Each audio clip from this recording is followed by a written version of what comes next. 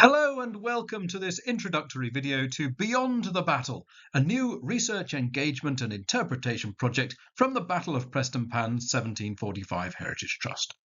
The project is grant-aided by Historic Environment Scotland and it's going to run until the end of 2025 as part of the 280th anniversary of the last Jacobite Rising. Most of the work will be done at the Battle of Prestonpans Museum by the team of volunteers there, led by myself, the curator, Dr. Aaron Johnston, but there'll be plenty of opportunities for you and for other community members and groups to get involved as well, whether that's just by clicking onto our website and following our progress, by attending our events, workshops and activities and exhibitions along the way.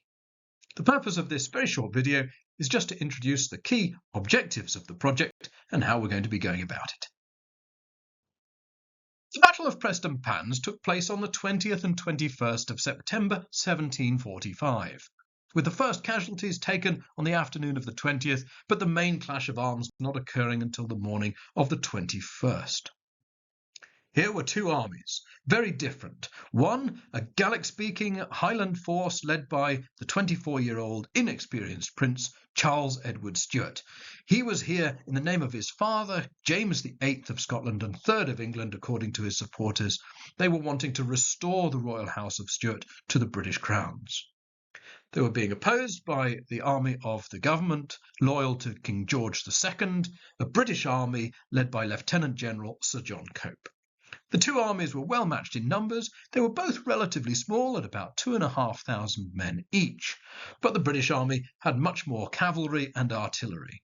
On paper, the Jacobite army shouldn't have had a chance of winning, but it did, and it's from the fruits of this victory that Charles Edward was able to contemplate expanding his campaigns and seriously launching an invasion into England to restore his family by taking London.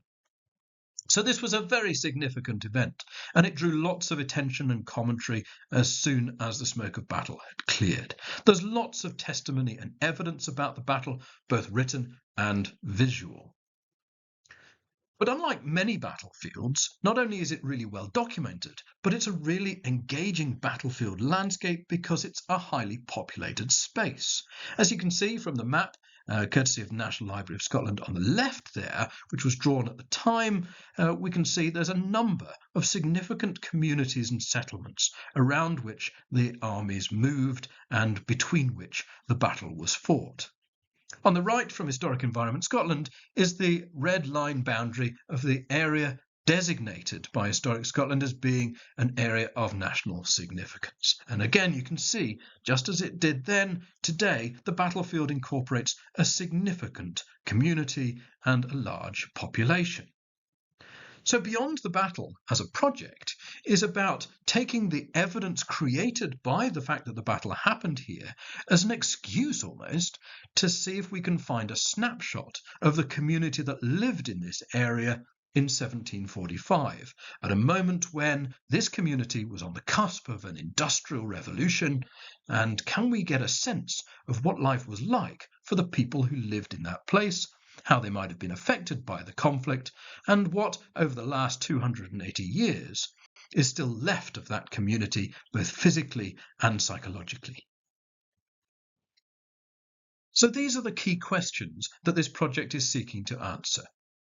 Firstly, who lived on the battlefield in September 1745, and what did they do?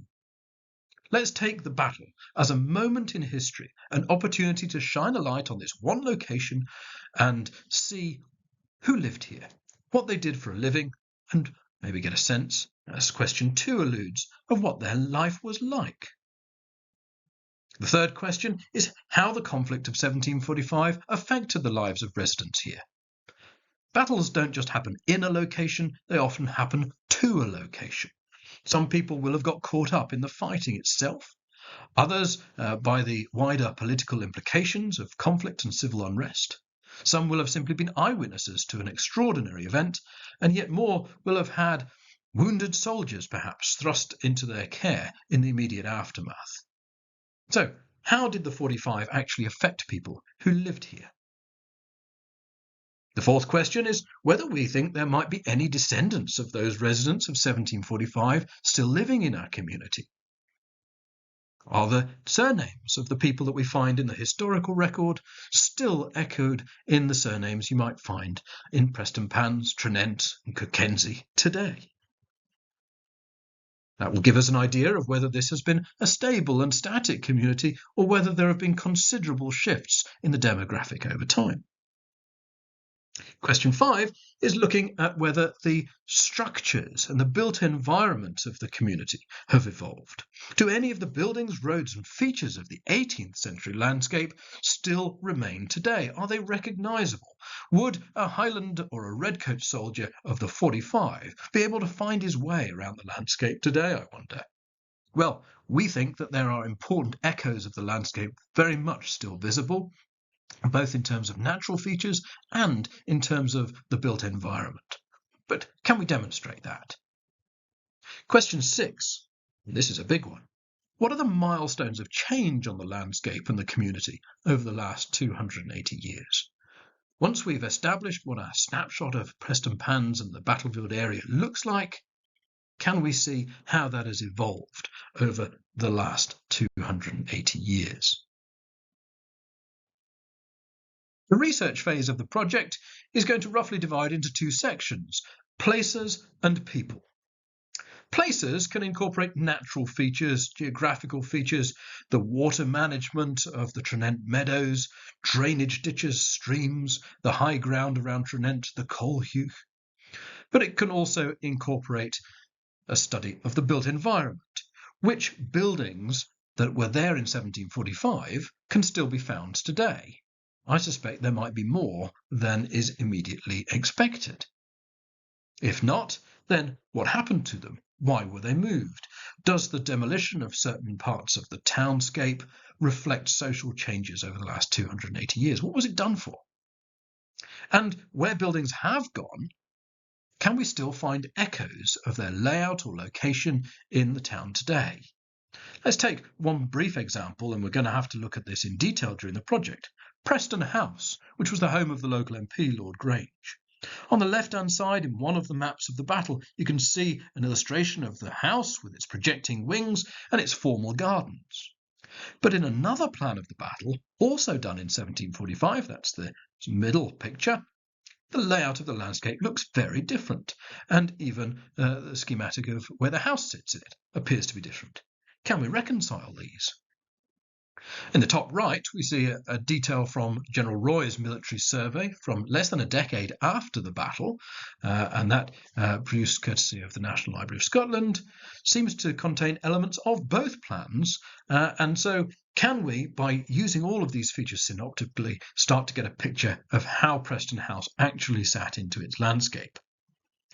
By the 19th century, though, we see that Preston House is being labelled as an old hospital, and there's an even larger structure in its gardens, and the gardens have been broken up.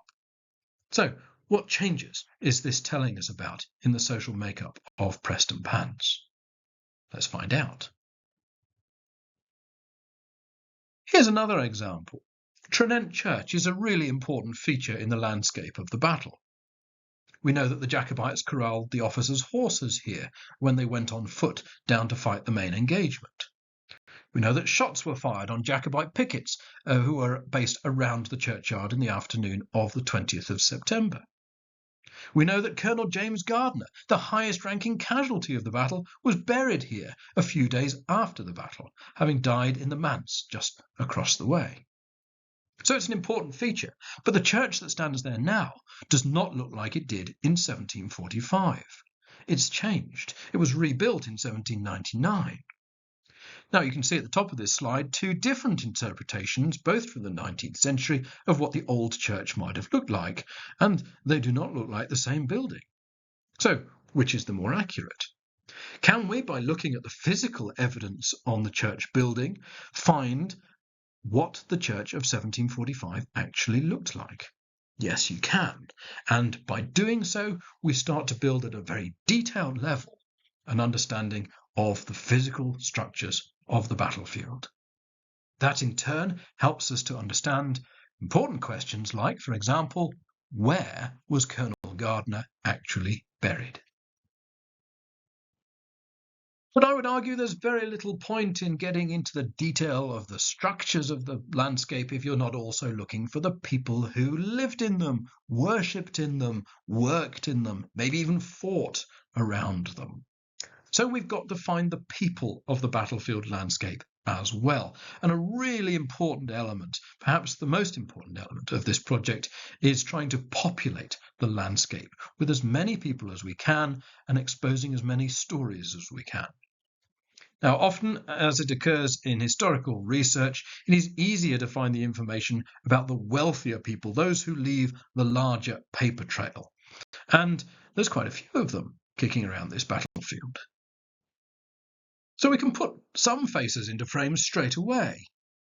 Looking at the left there, we can see William Grant, Lord Preston Grange, who's not long purchased his estates here.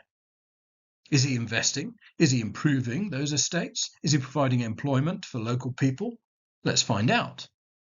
In 1746, as Lord Advocate, he was responsible for a lot of the legal mopping up after the failure of the Jacobite uprising, so he's not only an important figure locally, but also in the national story too. Below him is Lord Dromore. Dromore was at this point considering knocking down the old building at Dromore and constructing a new house, the one in fact that's there now. So he perhaps is investing and improving in the landscape.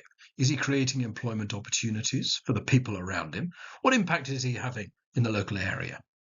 We know he's on the battlefield on the 21st of September because he's riding with General Cope's army, despite, as he himself puts it, being a pen and ink gentleman only.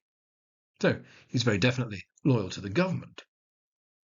Further across at Olive Starboard, Bankton House as it's known more relevantly these days, is Colonel James Gardner, a career soldier.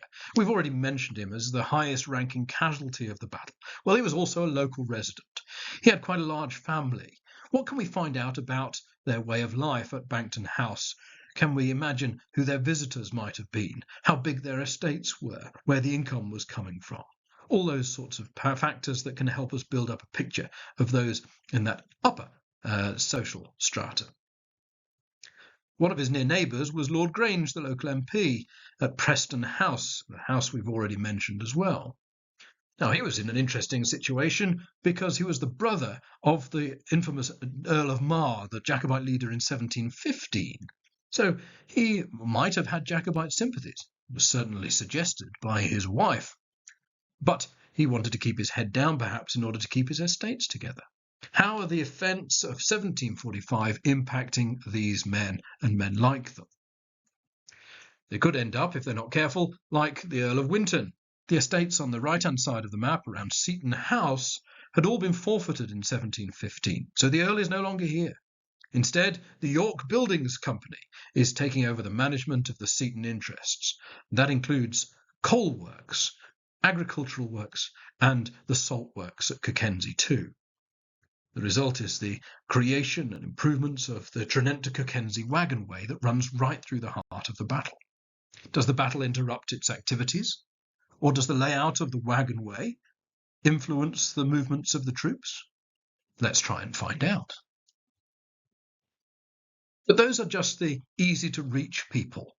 Just a handful out of the maybe 3,000 or 4,000 we think might have lived in the battlefield area in 1745. So how do we find more about some of the others? Well, we can get general pictures by looking at things like church and burial records. We can find names there, sometimes occupations, gain a sense of wealth from tax records where they survive, land ownership documents. We can also use the memoirs and correspondences that have survived in archives to try and pick out names and details and get a flavour of life and lifestyles. So how do we decide who to look for? Well, we're going to try and start with a manageable list that is conveniently provided to us by the list of persons concerned in the rebellion. This is a county-by-county list produced in 1746 of anybody who was accused of sympathy, support, or active aid to the Jacobites during the war. Although there weren't huge amounts of men who marched out of this area to go and fight with the Jacobites, there are a number of people listed in the East Lothian list who came from the battlefield communities. Now, the advantage of this list, quite separate to their involvement in the 45, is that it gives us their occupations and some details about where they lived and what they were accused of doing. So this gives us a manageable list of people who we know lived in the area, whose occupations we know. And because they were engaged in rebellious activities or sympathies, they might be able to find corroborating evidence for them elsewhere too. Can we pick these names up again in the church session records? Can we find who they were married to? Can we start to build a family around these people and a community around them? There's also trial testimony. For some of these men who went out and actually fought with the Jacobites, there is evidence from elsewhere. Also, there were those who gave testimony at the trials or for the prosecutions of Jacobite soldiers who weren't from the local area. People in the local area who could attest to certain actions that those men had performed during the battle and its aftermath. There are also memoirs. People like Alexander Carlyle, the son of the minister at Prestonpans, he wrote an autobiography later in the 18th century, which features lots of little details about growing up in Prestonpans. Can we find there people, names, places, locations, and start to build up a picture not only of who's here, but what they're doing and what their lives were like? This is a big task. We're not going to solve all of the detail by the end of the project, but we are hopefully going to have created enough of a sense, enough of a flavour, and teased out enough stories to have an unprecedented understanding of our community in 1745. So where is all this leading? What are we doing it all for? Well, the outcomes of the project are summarised here. Firstly, we're hoping there's going to be lots of talks, walks, workshops, and opportunities to share information as we go along. There'll be a dedicated space on the wall in our reception at the Battle of Prestonpans Museum, where you can see the latest news and find out what we're working on. You can always chat to our volunteers when they're on duty to find out which the latest bits of information have emerged. We're aiming for a special exhibition held at the museum in the second half of 2025, which will draw a lot of this information together and really give us a deep dive into the community here in time for the 280th anniversary of the battle. We're collating all the information we gather into publicly accessible fact files, which we'll make available both at the museum and on our website. And hopefully these will be able to influence research and understanding for many years to come. They'll also be continuously growing as we will continue putting more information in once those databases have been established. Perhaps most excitingly of all, we're going to create a digital interactive map of the battlefield area in September 1745, and we're going to try and populate it with as much information as possible. We're going to try and solve all of the consistencies and inconsistencies of the contemporary plans. We're going to put in any features that we think we can still trace today, and we're going to chart a number of significant milestones in the development of the community since 1745 that will help us to show how the community has evolved and changed over that 280 years. It's an exciting project. We hope you're going to come along the journey with us. Follow us at the Battle of Prestonpans 1745.org/beyond the battle. There'll be updates on our Facebook page as well, and all our project video updates as we go along will be placed on YouTube.